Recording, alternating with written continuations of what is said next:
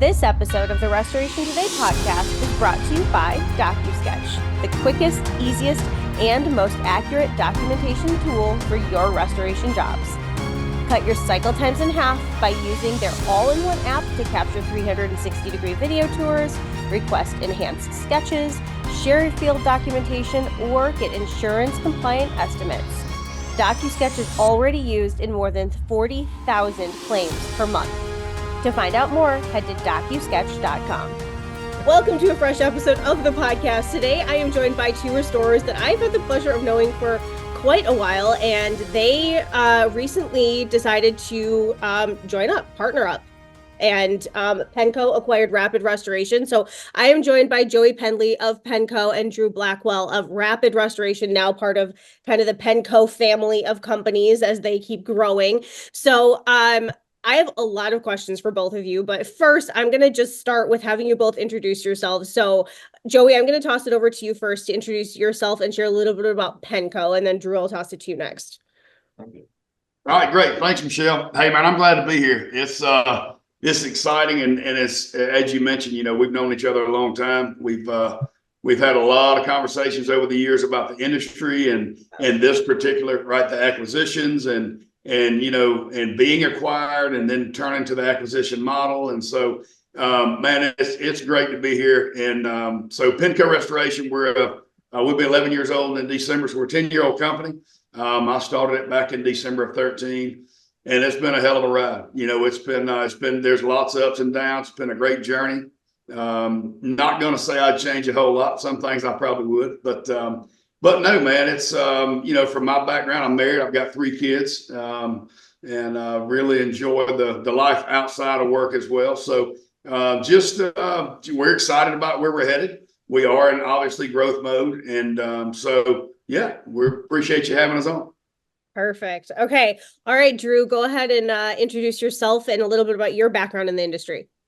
Well, awesome. Thanks for having us, Michelle. And I too would say that I've been in the industry for a while. I also have a wife and 3 kids, and I've been in this since high school, about 2007, and worked a lot of places. I started Rapid May of 2016, so May of this year was 8 years.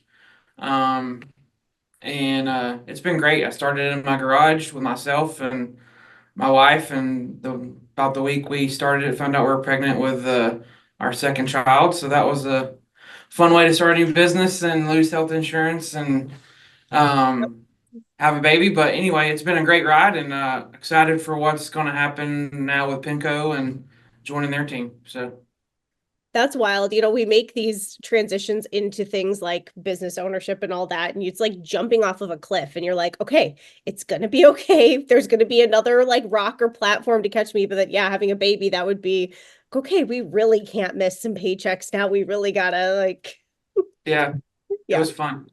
It was fun. Did you say it was fun then, or can you say it's fun now? I'm the type of guy I always have fun most of the time. My wife might have been a little stressed, but restoration life is stress. So that's just, I guess I'm just kind of used to it at this point. That is true. Okay. So Joey, you kind of hinted to this at the beginning that you and I have had a lot of conversations about the industry, especially the last few years, and how many mergers and acquisitions there have been, and the private equity interest, and trying to figure out what direction a lot of the strong independents have been going.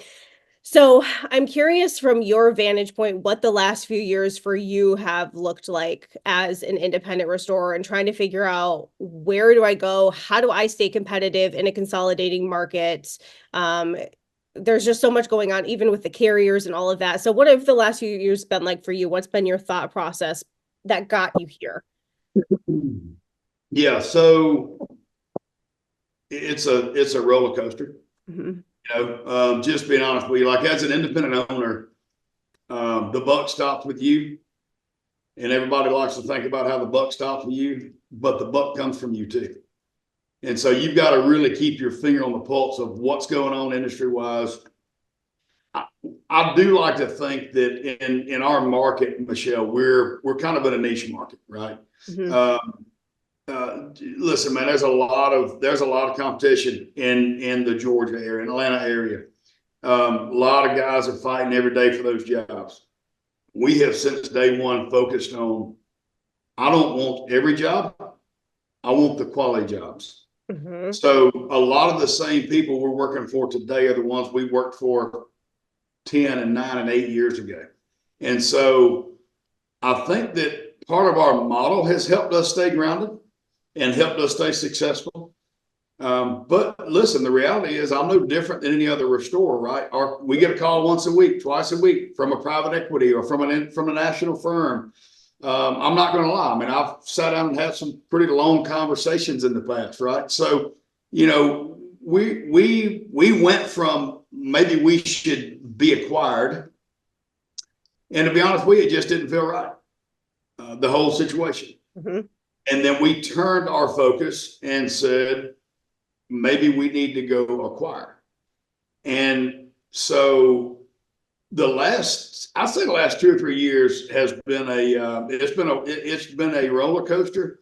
And if you asked Mandy, she would tell you that one week I come in and I'm excited because I'm ready to go acquire. The next week I come in and I'm ready to throw it in the trash. But I think that's probably part of, you probably have the same weeks in your business, right? As an owner, staying motivated, staying on top of it. It's not just the industry and consolidation. We're also in a total different labor market today. Yes. We're in a total different carrier market today, the industry as a whole. So there's a lot of moving pieces that we're having to chase right now, but I guess if it was easy, everybody would do it. Is that what they say, maybe? That is what they say. That's also why small businesses don't always last more than a year or 5 years or whatever. There's all those stats about small businesses and how hard it is. It is not for the weak. Nope. So, okay, Drew, I want to ask your same perspective on this and what the last few years have been like for you, but also for people who are listening, give an idea of like proximity between PENCO and Rapid, where your location is. Because you guys do you consider yourselves Metro Atlanta, or do you consider you like outside of Atlanta? We're forgetting that Atlanta exists. So I would say so we have 3 offices now between Cartersville, Sharpsburg, Noonan, and Houston. And so each office is about an hour from like downtown Atlanta, not considering traffic. On a regular day with no traffic, we're about an hour from downtown Atlanta, and we're all about an hour and 45 minutes from each office. Okay. So if you could think of a circle with Atlanta being the center of the circle, we have Atlanta pretty much surrounded so that we can all work in Atlanta, but we all have the core of our business is not in downtown Atlanta, if that makes sense. Nice. Okay, so what have the last few years looked like for you as an owner and trying to stay relevant and grow and hang on in a consolidating market? So the last few years for me have been kind of interesting. So a couple years ago, I brought on 2 partners, Matt and Aaron. And when Matt and Aaron came on, we really started growing. So I'm kind of in a niche market too. I really focus on really good customer service, or rapid focus on really good customer service, and building a local presence in our community. And the majority of our work came from that. So we grew organically very nicely at a nice, easy pace up until the point where Matt and Aaron came on, and it was getting to the point where it was getting too much for me to manage. So 3 years ago, I was ready to be done and go do something else. I was burnt out. Being the owner was great, but it was getting to be where I was doing literally every single thing all the time, and it was just too much. Joey and I had long conversations about this, and anyway, Matt and Aaron are friends of mine. They were in another restoration business, ended up coming on as partners, and between the 3 of us, we were really able to step up the growth pretty significantly over the last couple of years, and really not. I mean, I don't know what one thing I could put my finger on other than there was 3 people all aligned with the same goal of, going forward. Like Joey and probably everyone else listening to this, we were getting approached weekly by people wanting to purchase or have conversations about that. In my past life, I was at a company that was acquired by a much larger, non-independent, more corporate company, and within a year of that acquisition is when I started Rapid for myself. So I knew I didn't want to go that route.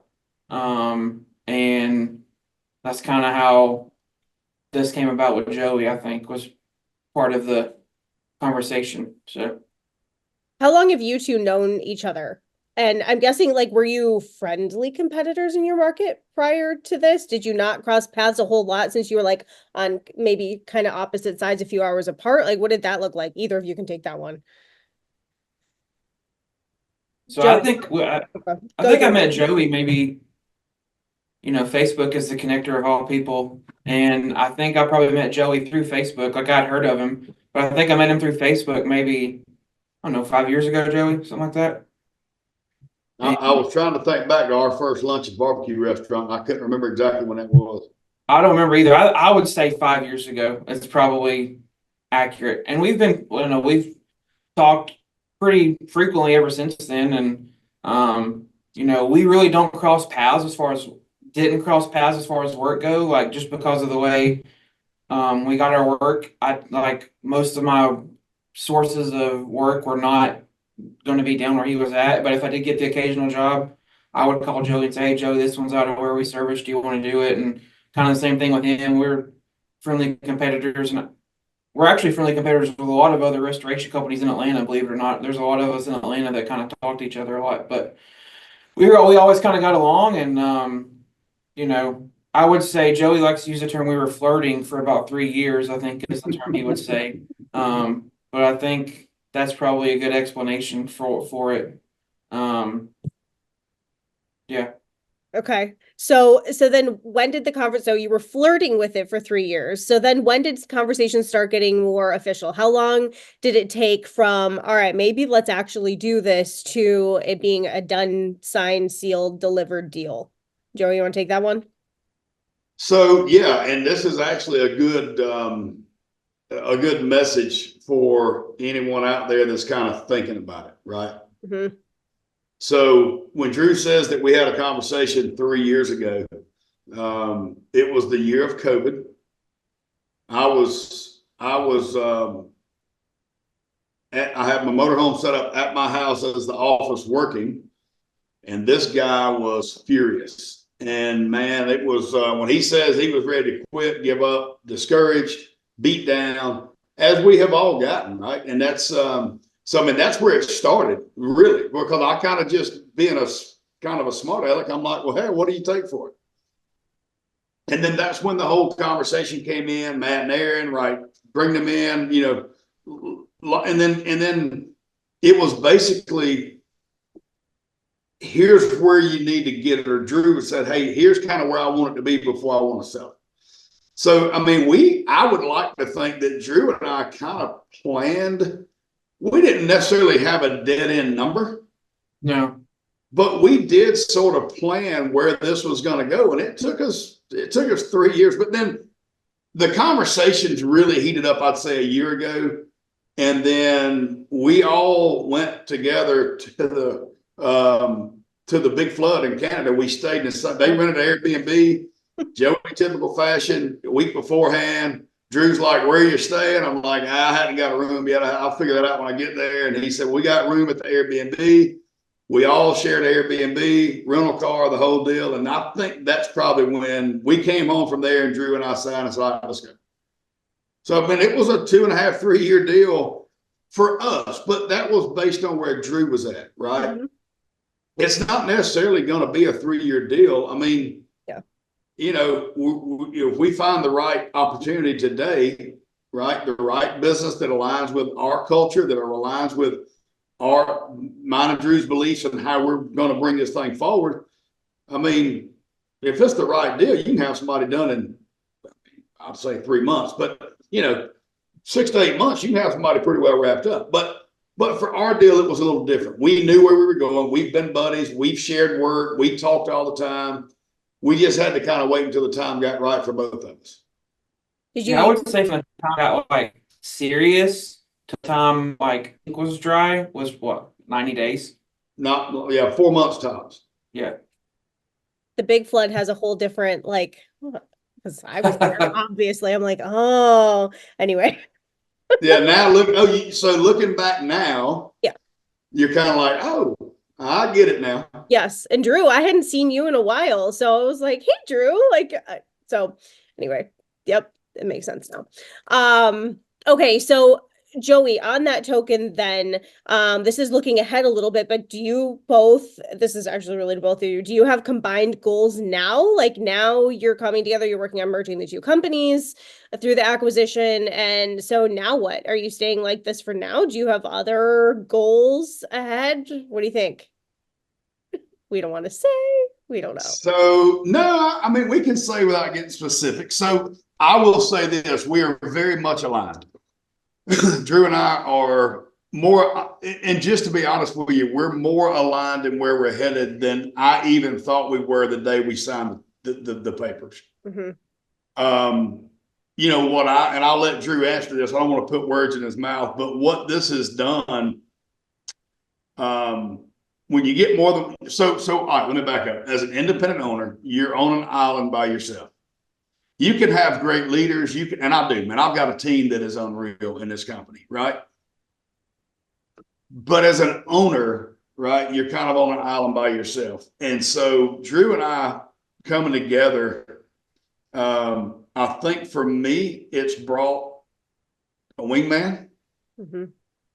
For Drew, I think it's probably set him on fire again of let's go. We are very much aligned in the big picture goal. We're actually in the middle right now as we speak of identifying kind of more specific. I will tell you that we are both aligned in the aspect of if the right deal comes along, we are very open to acquiring more. That is part of our growth plan. We actually already have one sort of in a conversation. So yeah, I mean, but I'm also a big believer, Michelle. Listen, man, get up every day. Goals are great. Forecasts are great. Get up every day and just go do the best you can do. Work the hardest you can work, and you can't make things happen sometimes. And so, you know, we'll see what happens, right, coming down the road. But I think that Drew, I would like to say we're probably both aligned. What's your shot on that? I would agree with that. And I think one thing that neither one of us realized when we did the deal, maybe a little bit, but not to the extent that it is now, is how much Joey's strengths align with my weaknesses and vice versa. I feel like we complement each other very well in that aspect, even more so than I would have known beforehand. And that's become a lot more evident over the last month and a half, I think. So a lot of the stuff of the day-to-day restoration that I did not like to do and that do not feel that I was the best at, Joey is really, really good at. And I think Joey would probably say the same thing. Some of the stuff that he can do but is not his favorite thing to do, I feel like is some of the stuff that I like to do and that I'm pretty good at. And so I think between those two things, it's really helped. And the same thing about the island. So I experienced that a little bit when Matt and Aaron came on. So like a lot of the stuff that I was being bogged down with when Matt and Aaron came on board, they helped shoulder that load. Mm-hmm. And it's amazing what you can do when you're not having to put your finger on every single little thing. And I think that is one of the reasons that we were able to grow rapid. And I think we're probably going to experience similar results with PENCO because of that. Like there's more people to shoulder the load, and it's going to help everyone focus more on the stuff that they're good at.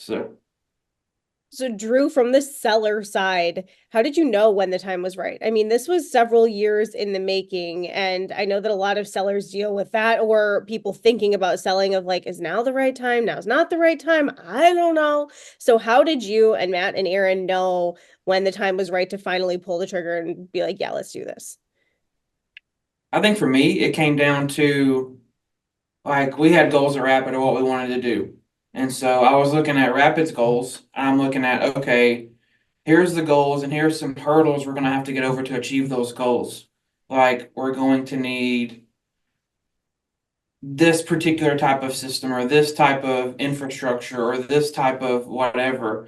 And how much quicker could we get to those goals if we already had someone that had X, Y, and Z already in place? Like there's no sense in reinventing the wheel if you've already got someone that's got a wheel and it's rolling down the road. If you can just jump onto that wheel and bring your horsepower instead of expending your energy and time and money and effort into trying to do something that someone else has already done, how much quicker can we get to that goal by jumping on a platform that's already there? And so I think, and I'm kind of an analytical person, like I like numbers and stuff like that. And so when I started looking at that and looking at the math and looking at how, with an end in mind, what's the easiest way to get there, it got to a point where, okay, we're at a position where this makes sense now. So I love that. That analogy was really good, the horsepower and all that. That was a great analogy. Joey, on the flip side, how did you know kind of this was your first acquisition with Penco? As far as I know. So when did you know that the time was right? What did it take for you to be like, okay, I'm ready to pull the trigger? This is a big, I'm sure, undertaking on your side in a different way. So when did you know it was right? So a lot of mine was gut. And again, because we had talked about it for several years and kind of watching what was going on with these guys and I would kind of back the same thing, right? So obviously we've already done a greenfield. We did, we started off, we had one location. Yep. And then we opened our Houston office. And so, we had a greenfield under our belt. And we got very fortunate in that greenfield and that the GM we have there, and Andrew, he and I had worked together, years. And so I didn't have to worry a whole lot about that. That's not always the case with a greenfield. And so even from the buyer's perspective, although there's either cash or equity or combination in how you ever do the deal, you can pick up more horsepower quicker. Mm-hmm. And so from my seat, and I'd love to think that we had all of our systems in place and our processes were perfect and we could take Rapid and bring them right in and everything was going to be hunky dory. Well, let me tell you one thing we've learned in the last month and a half. And it's funny. So I've talked with some other guys that are in the acquisition side of things, and you don't know what you don't know. Mm-hmm. Right? And so, number one, I knew that I wanted to do my first one with somebody that I trusted and that trusted me, because listen, I don't know what I don't know, but I knew there was going to be some mountains, and I knew that there was going to be days where we were going to fail. One of my biggest things that I've told my management team all along, I don't care what we have to do to get over the hurdles. I don't care what it's going to look like. I don't want to fail Drew and Matt and Aaron and Rapid. I don't want a month or 6 months or a year down the road for anybody's opinion of that company to be, good gosh, this was the worst thing we ever did. That meant more to me than what does Rapid do a year after we buy them. Yeah. There have been some cases that we have failed Rapid because we've never done an acquisition. So just being transparent and open, right? And anybody watching this, I'll be the first to tell you, if you can get your first one right 100%, come see me. But because it's not what you think it's going to be. Mm-hmm. So it's been a really cool learning experience. Luckily, we're able to do it with people, with partners that, Drew and I are on the same page, right? Drew's talked me off the ledge some, and I've probably talked him off the ledge some. So, but for me, when did I know it was right had a lot to do with, number one, I knew where I wanted market share growth strategically. Number two, having the right people to do that with, right, in this integration in this first time. Mm-hmm. And so, yeah, I think it all aligned. We're getting that wheel greased every day. It was a little rusty there at first, but I think we're learning every day. I've got a whole notepad full of what not to do in the next one, right?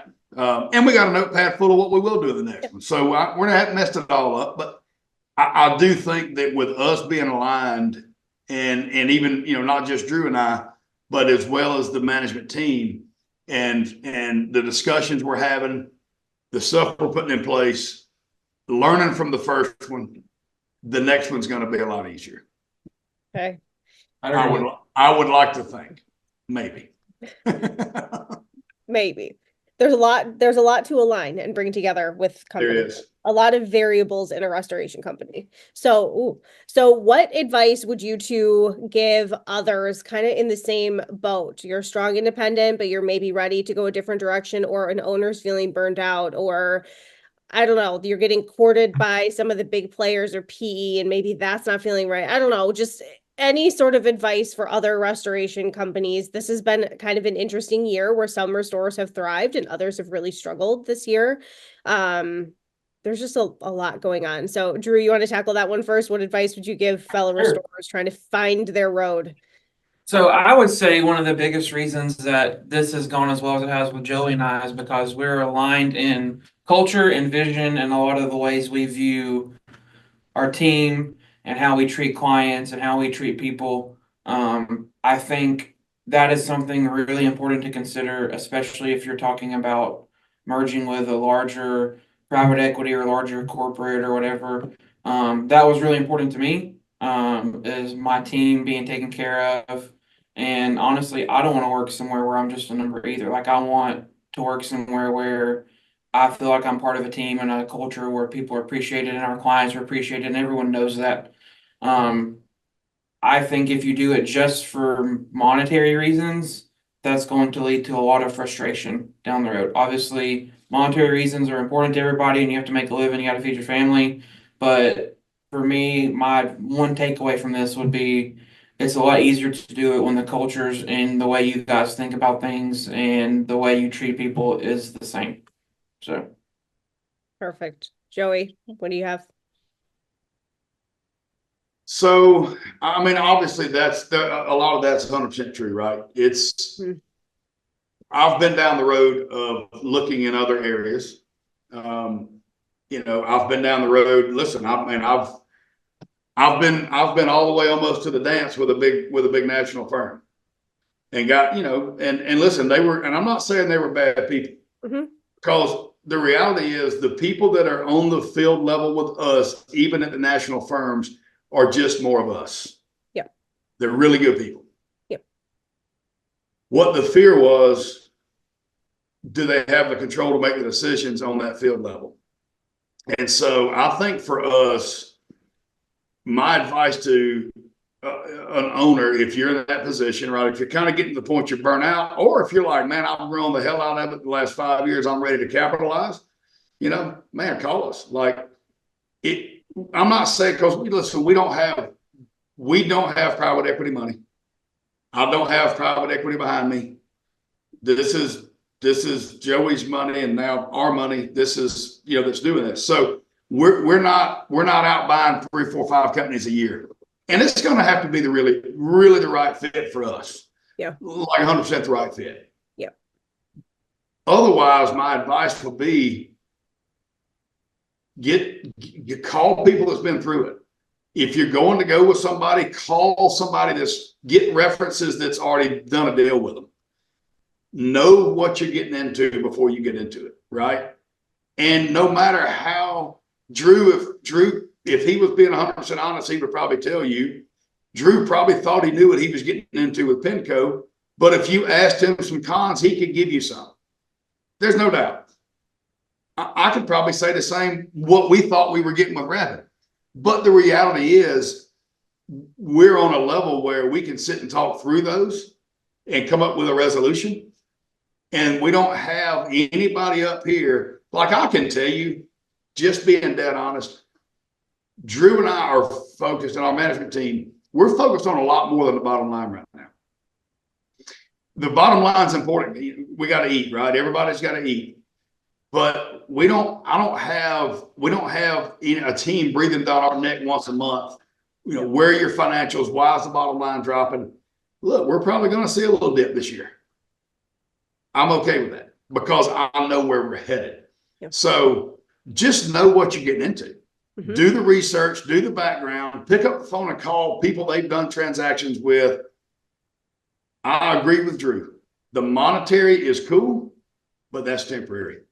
Mm-hmm. And I've talked to a lot of buddies that have sold to a lot of the bigger firms that it was cool, but it was temporary.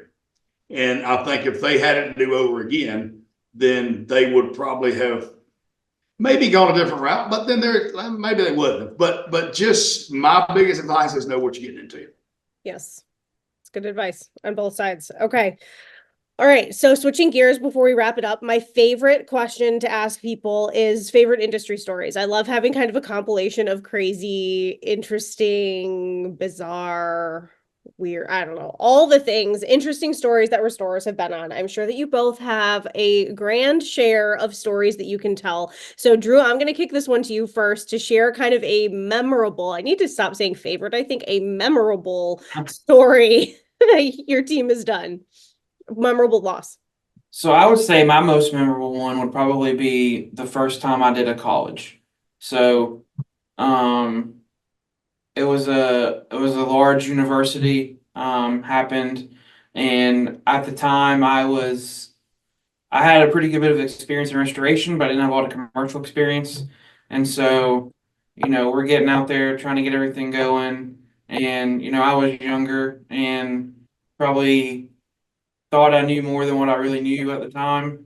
And so I'm kind of walking around, and I was in a management position, but I was walking around trying to get some stuff done. And looking back on the decisions that I made then versus decisions I would make now, like I would probably have fired myself now if I did the job the way I did it then. That's the way I would do it now. And it's funny as I was looking back, like the way we did things, like the job got dried, everybody was happy, we got paid, but just some of the stuff that now knowing what I know that I would have done so much differently, like probably a good thing that OSHA did not show up on that job when I was out there working on it. That's all I'm gonna say. So I mean, isn't part of growing fake it till you make it? I mean, I think most restorers have an example like that where they showed up on a job and they're like, I have no idea how to do this, but we're going to figure it out as we go. And you I learn think from the problem was I didn't think I was faking it. That was my problem. I didn't think I was faking it. I just thought I knew what I was doing. This was years and years, a long time ago. But now knowing what I know now, I would have done things on that job a lot differently. I love it. Okay, Joey, how about you? I just think it's hilarious. Drew didn't think he was faking it. Yeah. He knew. So, man, it's I mean, very similar. And I think we all fake it till we make it. So restorers, number one, I've always said restorers you got to be about half-ass crazy to be one anyway. Yes. And we all go by, I say we all, I can speak for me and a lot of my buddies. Drew, I started in my garage too. I went and bought some used equipment and I was going to conquer the world. And it didn't matter what you called me with, by gosh, we knew how to do it. And looking back now, so probably one of my most memorable, we were marketing to a healthcare facility here in town, a big one. And man, we were marketing. We were taking out their trash for them if they wanted us to, right? Because we wanted their work. They built a brand new wing. And this is a pretty substantial healthcare facility. It's a cancer center, actually. Brand new wing, big facility. We had like a truck. I think we did finally have a service truck and then like a pickup and a trailer. And I mean, enough equipment to drive 2,000 square foot house with. And we're out telling them we're ready, right? We're ready. Call us if you need us. So they called us one morning about 6:30. I got a call from the guy. Hey, this so-and-so, we've got a problem. I said, what happened? He said, well, you remember the brand new wing? This wing they built was a whole brand new hotel wing. Okay. That had been opened about a week. What they didn't realize is the sewer line on the outside of the property, on the outside of the wing, No. which was, a sewer line. So it took it some time. Well, there was a blockage. So everything that was being flushed in this wing, so he had a sewer backup that covered the whole floor of the wing and into the main lobby of the facility. Oh no. So I hang the phone up and I'm like, oh shit. Literally. Yes. I'm like, and of course, when he calls, he's like, can you handle it? Or, can you get, I'm like, I'm on the way. And I hang the phone up and I'm calling everybody I know. What do I do? I don't even have a clue. So So long story short, we roll up. There, this was class 3, whole first floor of the wing, all the brand new millwork in the elevator shaft, running out into the lobby, patients like everywhere. And so we got it done. I will tell you, I'll have to go back and find a picture of the containment that we hung, because if I walked on one of my jobs today and I saw containment that looked like this looked, I'd probably have a connection. But at the time, Yeah. man, we got it done. They were happy. We got paid. And in healthcare, just for the record, we did bring in experts like immediately. Yeah. That came in, helped us, did our testing, made sure it was fine, made sure it was clean. I don't want anybody on this watching this to think we just went into a cancer center not knowing what we were doing. We did call in experts and got through it, which is a cool part about this industry. Yeah. You can always pick up the phone and make a phone call and learn. But that's the one where I remember pulling up in the parking lot and thinking to myself, you are way over your skis, pal. Like, you better make some phone calls. But hey, we got it knocked out. To this day, we are still working for that same facility. In fact, we just completed a job there 2 weeks ago. And I actually laugh with the facilities manager there because he's still there. And we still laugh about that morning. And he finally admitted to me he knew I didn't have a damn clue what I was doing, but he trusted I'd figure it out. Okay. Yeah, probably my most memorable one.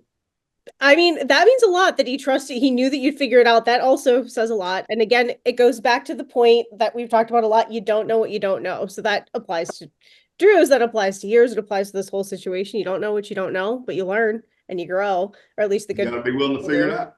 Yep, that's right. Okay. Anything else that either of you want to share before we wrap it up? I appreciate you joining me and having a good Friday morning coffee chat or whatever else is in your mug. Anything else that you two want to share? I would just like to say thanks for having us on, and I appreciate. I think I met you through Joey, so it's kind of a full circle meeting. So I appreciate you having us on. Yeah, no, I do, Michelle, and I'll tell you, I know we cut up a lot. We talk about friendships and we talk about the industry, and just as we as restorers, we have to constantly grind and figure it out and learn and go market and go meet. Just watching you over the last 10 years, 8 years has been phenomenal to see, what you've done, how you I don't know how you keep up with everything you keep up with, to be honest with you, but that never fails. If you want to know about the industry, go look at CNR. And so it's cool to have people like you in our corner that are willing to keep connecting people in the industry, connecting topics in the industry, because what you're doing, whether you realize it or not, is you're an integral part of how this industry is formulating and moving forward based on all the connections you're making. So we do appreciate you a lot. You probably don't get enough recognition, but we do appreciate everything you're doing. Well, thank you. I appreciate that. I have an amazing team now, which helps because like you guys, I could not do it by myself. So having a great team is helpful, and it's the relationships that are everything. That's what this industry is the relationships. And it's fun to see. I mean, Joey, I think I probably squealed on the phone when you told me this news. So, I'm very excited for both of you. And I was dying to tell you long before I did, but I couldn't. All right. I get it. And I totally understand. So congrats to both of you. Thank you so much for joining me. I look forward to seeing you both at shows soon. And have a great rest of your day. Thank you. Thank you, Michelle. Talk to you soon. For more Restoration Today and the latest news, visit our website, cnrmagazine.com, and find the latest episodes of the Restoration Today podcast on your favorite podcasting platform.